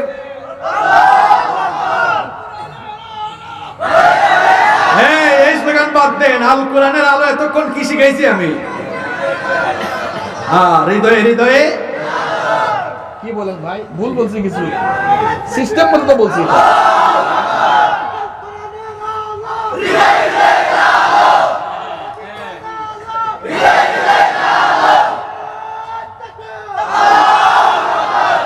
লক্ষ্মীপুরে আর মনে হয় আমি আগামী মাসে আসবো, আল্লাহ হায়াতে বাঁচায় রাখলে। কিন্তু আমি যদি এই নাও আসিয়া এই স্লোগানটা লক্ষ্মীপুরের আনাচে কানাচে আপনারা ছড়াই দিতে পারবেন? পারবেন? আমি 2019 সাল থেকে এই স্লোগানটা শুরু করেছি। ইউটিউবাররা হয়তো জানে, এরা তো বিভিন্ন জায়গায় যায়। 2019 থেকে আমি এই স্লোগানটা শুরু করেছি। যেখানেই যাই বলে এটা চেঞ্জ করেন। আল কোরআনের আলো ঘরে ঘরে জানো, এটা আমরা চাই। পরিবর্তন করতে চাচ্ছে না, পরিবর্তন করতে চাচ্ছি যা স্লোগানটা হৃদয়ে হৃদয়ে জ্বললে ঘরে ঘরে এমনি জ্বলবে। আমার যদি হৃদয়ে কোরআন থাকে, আমার পরিবারে, আমার দ্বারা আমার পরিবারে কোরআনের আলো জ্বলবে। এজন্য যুবক ভাইরা, এই স্লোগানটা মনে রাখা যাবে। প্রয়োজনে আজকে মাহফিল শেষে ফেসবুকে সবার টাইমলাইনে পোস্ট হবে, আল কোরআনের আলো হৃদয়ে হৃদয়ে, আল হাদিসের আলো। এখানে যদি মিনিমাম 200 মানুষ ফেসবুকের টাইমলাইনে এই পোস্ট দেয়, হয়তো আরো কয়েক হাজার মানুষ এটাতে লাইক কমেন্ট দেন। আমরা ইসলামের কাজ করি লাইক কমেন্ট পাওয়ার জন্য না, অন্তত কয়েক হাজার মানুষের কাছে এই নতুন একটা স্লোগান পৌঁছাবে। হয়তো এই নতুন স্লোগান তাদের কাছে পৌঁছানোর পর তারা ভাবতে শুরু করবে। এই ভাবতে ভাবতে দেখবেন হাজার হাজার লক্ষ লক্ষ থেকে কোটি কোটি মানুষের কাছে এই স্লোগান একদিন ছড়িয়ে যাবে ইনশাআল্লাহ। আপনারা কি বিরক্ত হয়েছেন নাকি? আমি আলোচনা করব আজকে 4-5টা পয়েন্টে, একটা শেষ করছি, তবে 11:30টা ছাড়বো। বিরক্ত হবেন না তো? আচ্ছা শোনেন, তাহলে 1 নাম্বার পয়েন্ট, আমরা কোরআনের মাহফিলে সিদ্ধান্ত নিলাম জান্নাতে যাব। জান্নাতে যেতে হলে কোরআন মানতে হবে, মানতে গেলে জানতে হয়, জানতে গেলে সবাই কোরআনটা শিখবো তো ইনশাআল্লাহ। 2 নাম্বার দ্বীনি শিক্ষা, এটা ফরজ। শুধু আপনি কোরআন শিখবেন না, নিজের সন্তানকে কোরআন শেখাবার দরকার আছে না নাই? আপনার সন্তানটাকে এবার কোরআন শিখান। এই বাবারা আপনারা ভালো করে তাকান, যারা বিয়ে করছেন তারা তাকান, বিয়ে যারা করেন নাই তারা আরো ভালো করে তাকান। কারণ আপনি বিয়ে করেন নাই, আপনি বিবাহিতদের চাইতে আরো বেশি সৌভাগ্যবান। কারণ এরা বিয়ে করার পর যে ওয়াজ শুনতেছে, বিয়ের আগে সেই ওয়াজ আপনি শুনলে বিয়ের পরে কিন্তু ভালো মতো কাজে লাগাইতে পারবেন। এজন্য এই ওয়াজটা কিন্তু অবিবাহিতদের জন্য আরো বেশি গুরুত্বপূর্ণ, বিবাহিতদের জন্য গুরুত্বপূর্ণ। যাদের ছেলে মেয়ে রয়েছে, আপনার ছেলে মেয়েগুলোকে সবার আগে কোরআন শিখাবেন, সবার আগে কোরআন শিখাবেন। আপনি তাকে এবিসিডি অ আ ক খ শেখাবেন, পরে আলিফ বা তা থা শেখাবেন। এলেভেলে পড়াতে চান, ওকে ফাইন, পড়ান। এলেভেলে পড়াতে চান, পড়ান। সায়েন্সে পড়াতে চান, পড়ান। কমার্সে পড়াতে চান, পড়ান। কিন্তু সবার আগে কি শিখান? আপনি যদি তাকে কোরআন না শিখাইয়া ডক্টর বানান, হ্যাঁ ডাক্তার হবে, এটা অমানুষ কসাই মার্কা ডাক্তার হবে, এটা বেনামাজি ডাক্তার হবে, এমনকি আপনাকে বুড়া হইলে লাথি দিয়া ঘর থেকেও ফেলে দিতে পারে। ডাক্তার বানান, বৃদ্ধাশ্রমেও দিতে পারে, ওল্ড হোম বৃদ্ধাশ্রমেও আপনাকে রেখে আসতে। ডাক্তার বানাইছেন ভালো, সবার আগে কোরআন শেখায় ডক্টর বানান, এটা নামাজি ডাক্তার হবে, এটা আপনার খেদমত করবে, এটা মানবতার সেবায় নিয়োজিত হবে, ঠিক কি না? ইঞ্জিনিয়ার বানান, অসুবিধা নাই, সবার আগে কোরআন শিখান।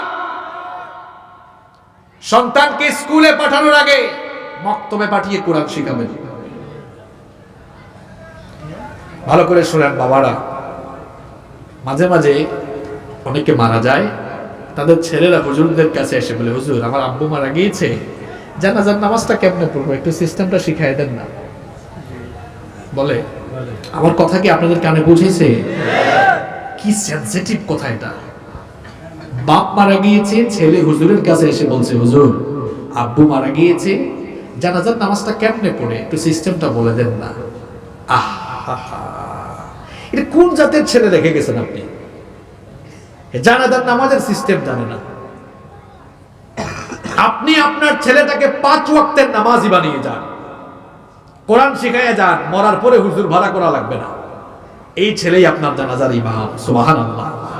এখানে আলেমরা বসে আছেন, জানাজার নামাজ ইমামতির জন্য কি খুব বড় আলেম হওয়া লাগে?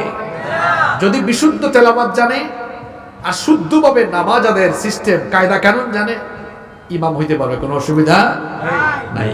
আবার বাবারা বলেন তো, আপনি মারা যাওয়ার পরে একজন ভাড়া করা হুজুর ইমামতি করলে জানা যায়, তার ভিতরে যে ফিলিংস থাকবে আর আপনার ছেলে ইমামতি করলে দুজনের ভিতরে কি সমান ফিলিংস থাকবে? ইমাম সাহেব আল্লাহু আকবার বলার সময় চোখ দিয়ে পানিও আসবে না, আবেগও আসবে না। আল্লাহর কসম, ভাড়া করা ইমাম সাহেবের জায়গায় যদি আপনার ছেলে থাকে, বিশ্বাস করেন আপনি প্রত্যেকটা তাকবীর দিবে, চোখের পানি ছুটবে, হৃদয়টা দুমড়ে মুচড়ে উঠবে। জানাজার নামাজে যতক্ষণ ইমামতি করবে, ততক্ষণ সরাসরি রবের কাছে আপনার জন্য, আপনার মাগফিরাতের জন্য আল্লাহর কাছে সে ক্ষমা প্রার্থনা করবে। মনে রাখবেন, সারা দুনিয়ার সমুদ্র আর মহাসমুদ্রের পানি দিয়ে কবরে জাহান্নামের আগুন নেভানো যায় না, কিন্তু চোখের পানির পাওয়ার এত বেশি। আপনার সন্তান যখন চোখের পানি ছেড়ে দিয়ে আপনার জন্য কেঁদে কেঁদে দোয়া করবে, এই 2 ফোঁটা চোখের পানির পাওয়ার এত বেশি, কবরে জাহান্নামের আগুনকে একদম নিভাইয়া দিবে। এই যে তালিমুল কুরআন নুরানি মাদ্রাসা আছে, এখানে সন্তান পাঠান, এরে কোরআন শিখান, পারলে সন্তানগুলোকে হাফেজ বানান। ডাক্তার বানাবেন সিদ্ধান্ত নিয়েছেন, হাফেজ ডাক্তার হবে।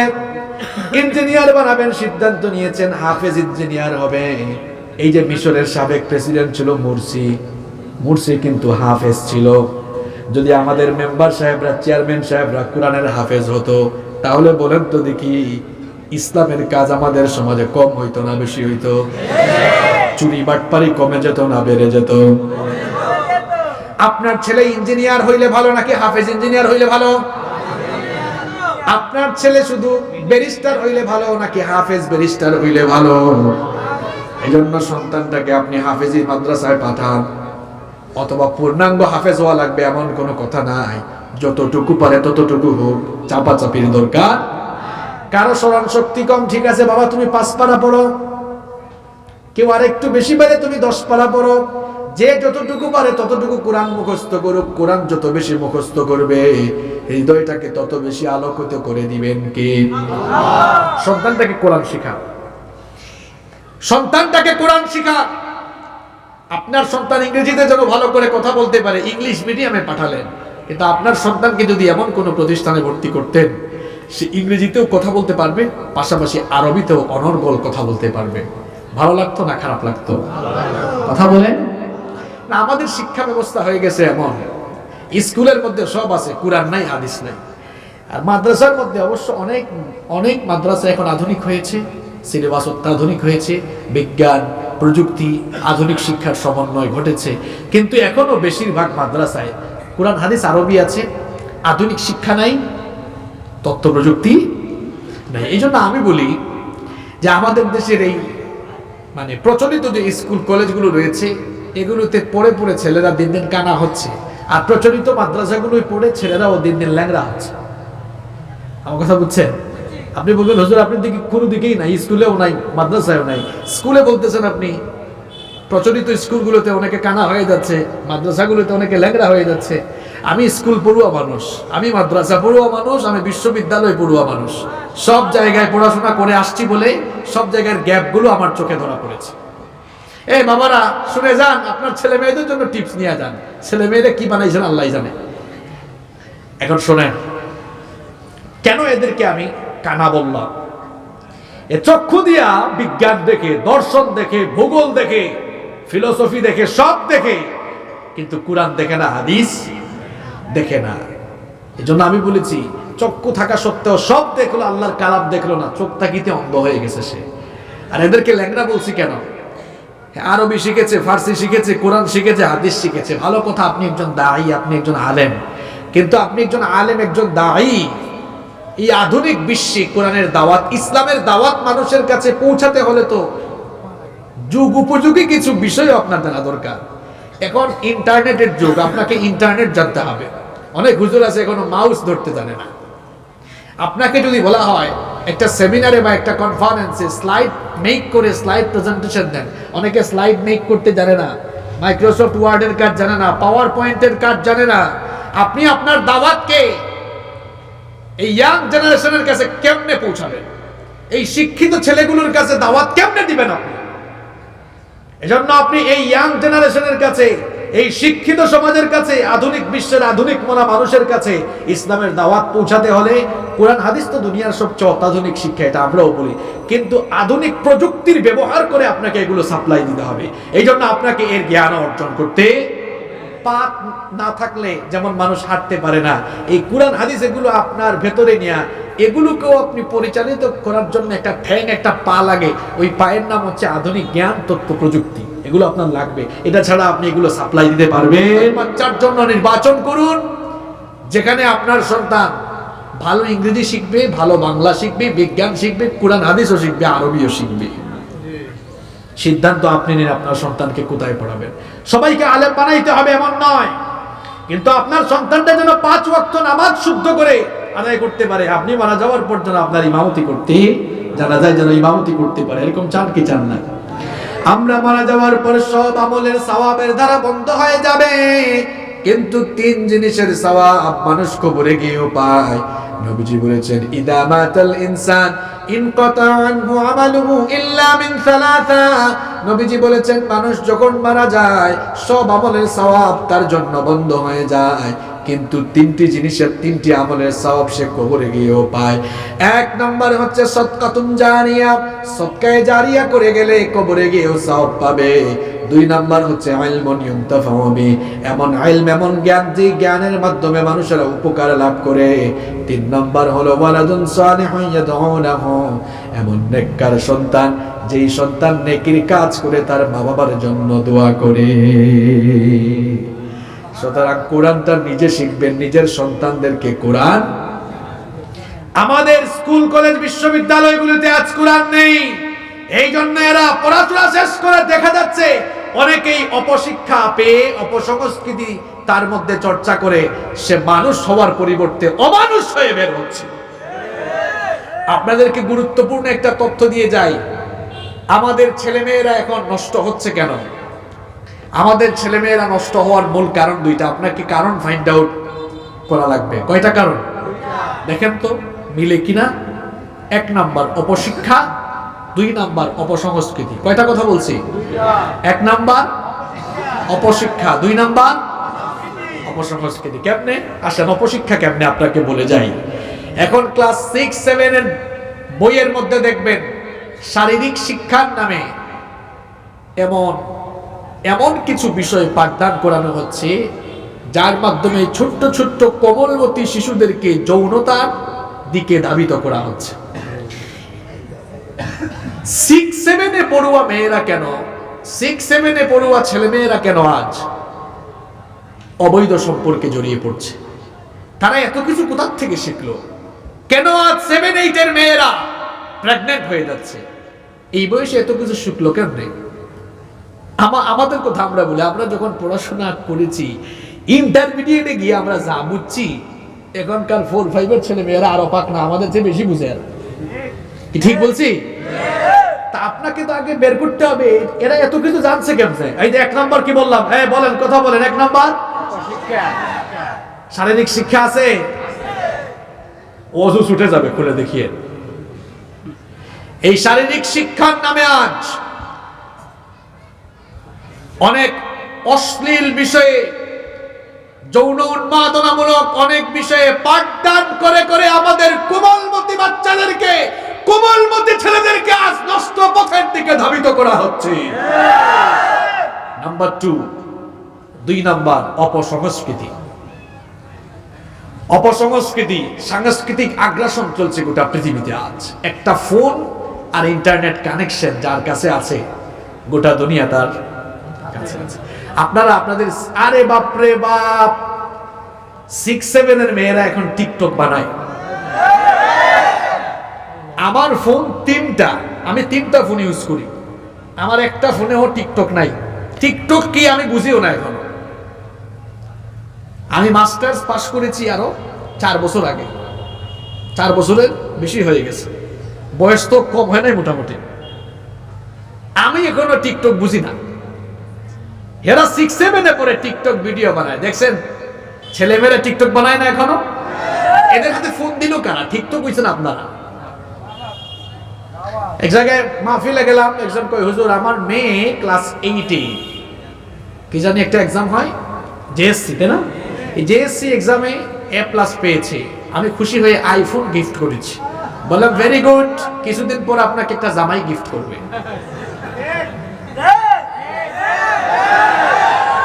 এই দাঁড়াও, তোমরা তো ঠিক বলছো, তোমরা 9-10 পড়ো, ইন্টারমিডিয়েটে পড়ো, অনেকের কাছে ফোন আছে না? তোমাদের হাতে ফোন কেন? আমি বিশ্ববিদ্যালয়ে ওঠার পর বাটন ফোন একটা কিনছি। বাটন ফোন বুঝেন?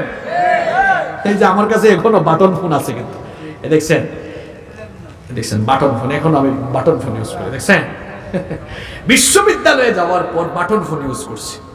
আর তোমরা এখন 7-8-এ পড়ে যে ফোন ইউজ করো, অনেকের কাছে আইফোন আছে, আইফোন পর্যন্ত আছে। এদের হাতে ফোন দিয়েছে কারা? বাবারা, আপনারা দিয়েছেন। ইন্টারমিডিয়েট পাস করার আগ পর্যন্ত এদের হাতে ফোন দিবেন না। এখন এরা একটু বেজার হয়েছে, হুজুর আমাদের বিপক্ষে বললো। এবার তোমরা শোনো, আমার কলেজার টুকরা ভাইরা শোনো, আমরা তো তোমাদের কল্যাণ চাই। তোমার ডিভাইস ইউজ করার একটা সময় আছে। এখন তোমার ফোন করার দরকার, তোমার আব্বুকে বলো, আব্বু স্যারকে ফোন করবো, একটু ফোনটা দেন। তুমি এখন ফোন ইউজ করিও না। এই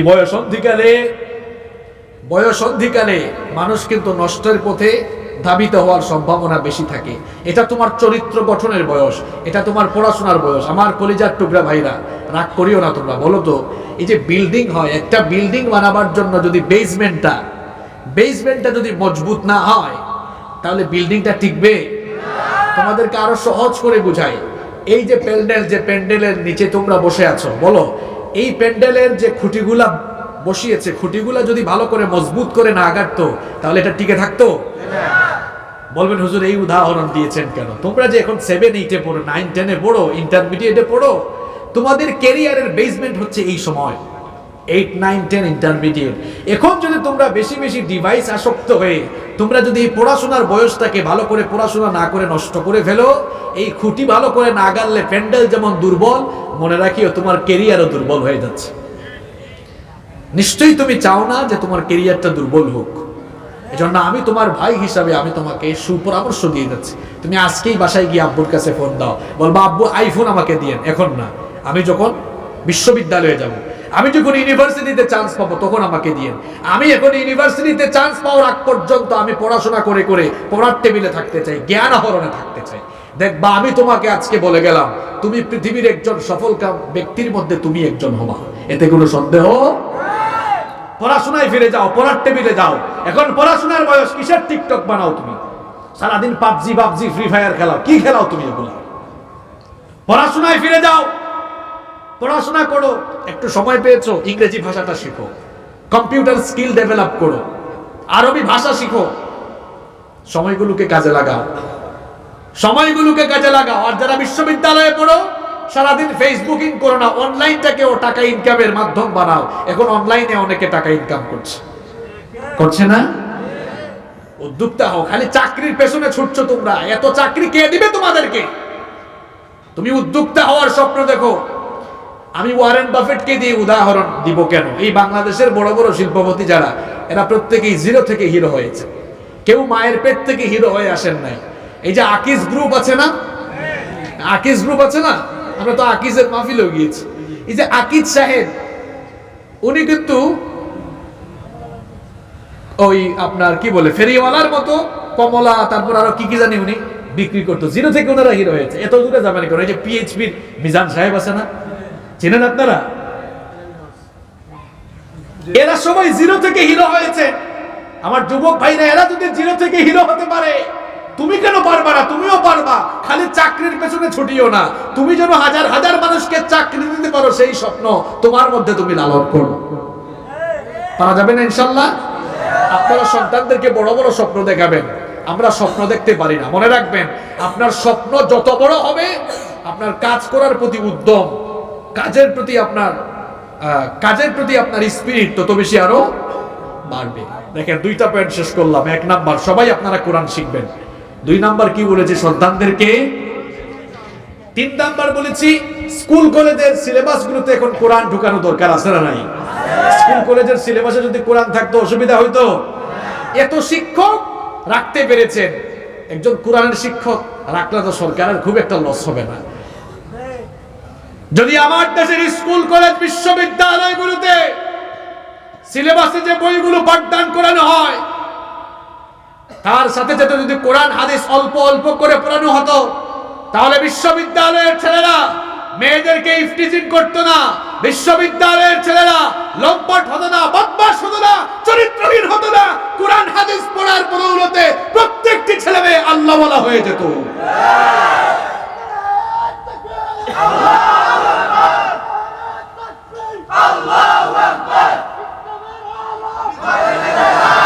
কিসের ঘরে ঘরে যান? এখনো ভুল স্লোগান। এখন যেহেতু বিশ্ববিদ্যালয়ের পয়েন্ট বলেছি, তাহলে হবে ইসলামের আলো বিশ্ববিদ্যালয়ে ক্যাম্পাসে জ্বালো, কোরআনের আলো হাদিসের আলো বিশ্ববিদ্যালয় কলেজের ক্যাম্পাসে জ্বালো, যখন যেখানে যাব, তাই না? স্লোগান ওই যে বুঝেন, বলে না, অবস্থা বুঝে ব্যবস্থা। যখন যেখানে থাকবেন ওই অবস্থায় ব্যবস্থা একটা নিয়ে নেবেন। পারবেন তো ইনশাআল্লাহ? কষ্ট হচ্ছে আপনাদের?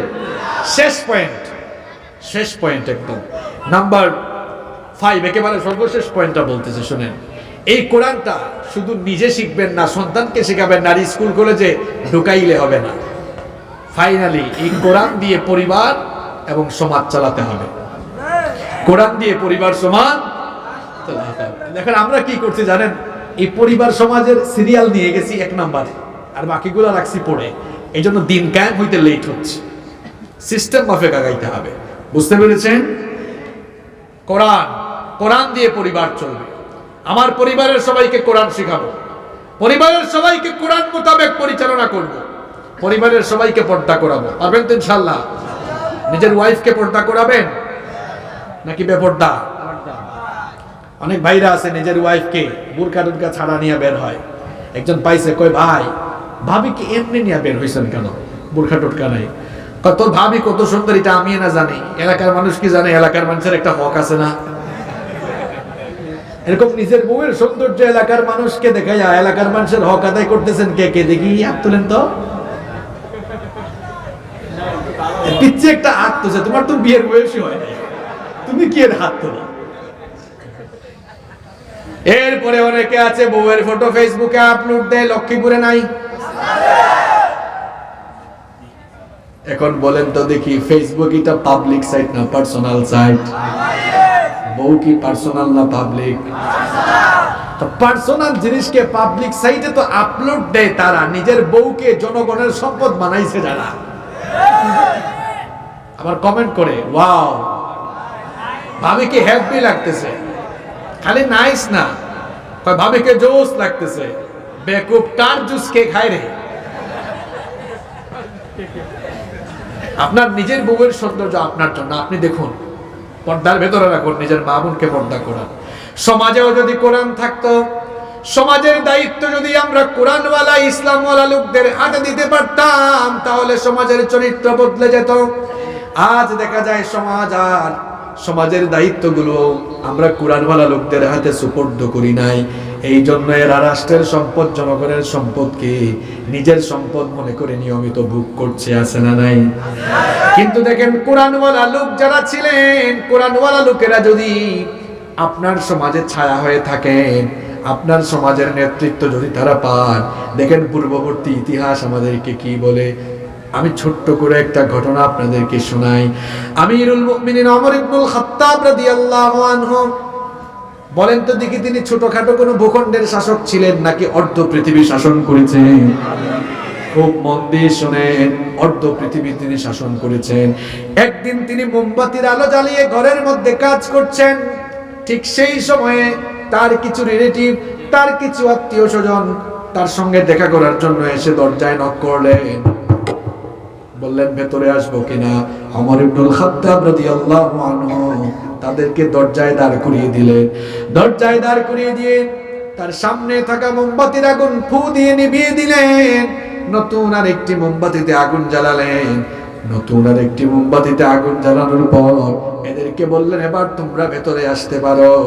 এরা যখন ভেতরে ঢুকলো, ভেতরে ঢোকার পরে সঙ্গে সঙ্গে জিজ্ঞেস করলো, আমিরুল মুমিনিন আপনার সামনেই তো মোমবাতির আগুন প্রজ্বলিত ছিল, কি কারণে সেটা ফু দিয়ে নিভিয়ে দিয়ে নতুন আরেকটি মোমবাতি জ্বালালেন?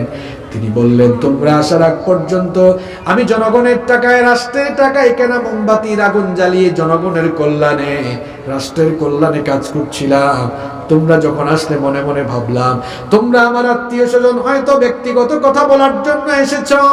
চিন্তা করলাম রাষ্ট্রের টাকায়, জনগণের টাকায় কেনা মোমবাতির আলো জ্বালিয়ে তোমাদের সঙ্গে যদি ব্যক্তিগত কথা বলি, জনগণের সঙ্গে বেঈমানি হবে, রাষ্ট্রের সম্পদ নষ্ট হবে, আমানতের খেয়ানত হবে, আল্লাহর কাছেও জবাব দেওয়া লাগবে। এই ভয়ে আমি রাষ্ট্রের টাকায়, জনগণের টাকায় কেনা মোমবাতির আগুন নিভিয়ে দিয়ে নিজের টাকায় কেনা মোমবাতির আগুন জ্বালিয়ে তোমাদের সঙ্গে কথা বলছি। এমন যদি হতো আমাদের নেতা হতো, মোরেরই মতো হতো, আবু বকরের মতো। চাই কি চাই না? এমন যদি হতো আমাদের নেতা হতো, মোরেরই মতো হতো, আবু বকরের মতো। জনগণের খোঁজ খবর নিত রাত দুপুরে, ঘুরে ঘুরে দেখতো কি কেউ আছে অনাহারে। আমার দেশের মা বোনেরা লাঞ্ছিত হতো না, আমার দেশের কৃষক শ্রমিক বঞ্চিত হতো না।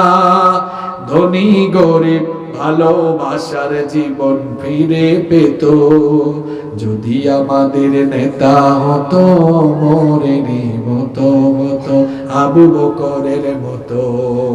ঠিক কি না? এমন নেতা চান?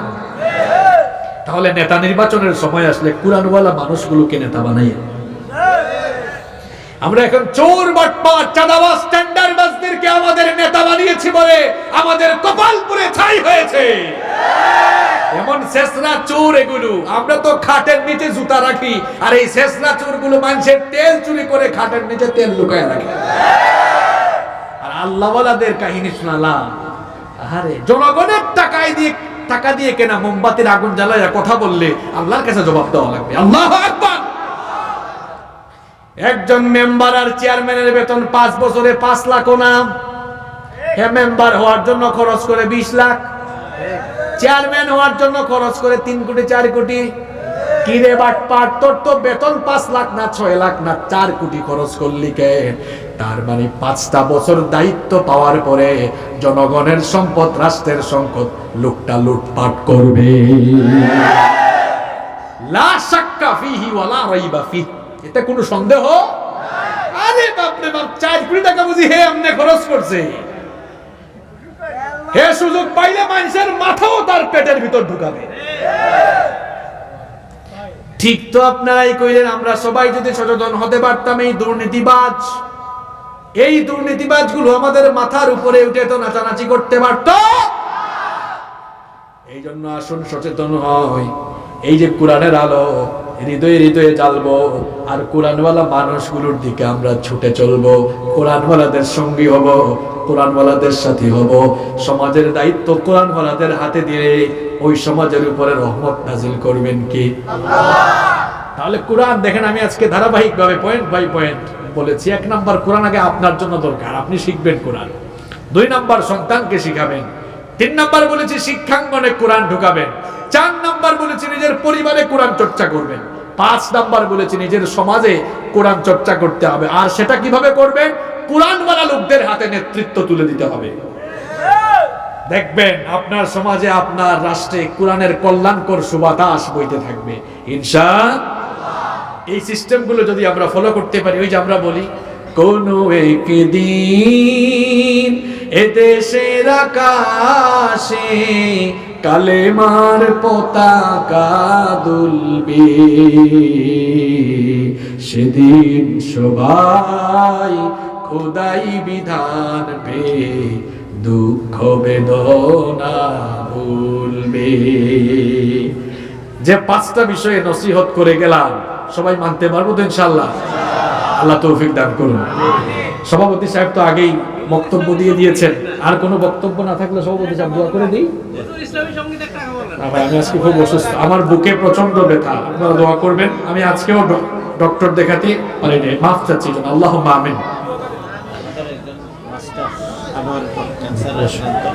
اللهم ربنا ظلمنا أنفسنا وإن لم تغفر لنا وترحمنا لنكونن من الخاسرين ربنا اصرف عنا عذاب جهنم إن عذابها كان غراما رب العالمين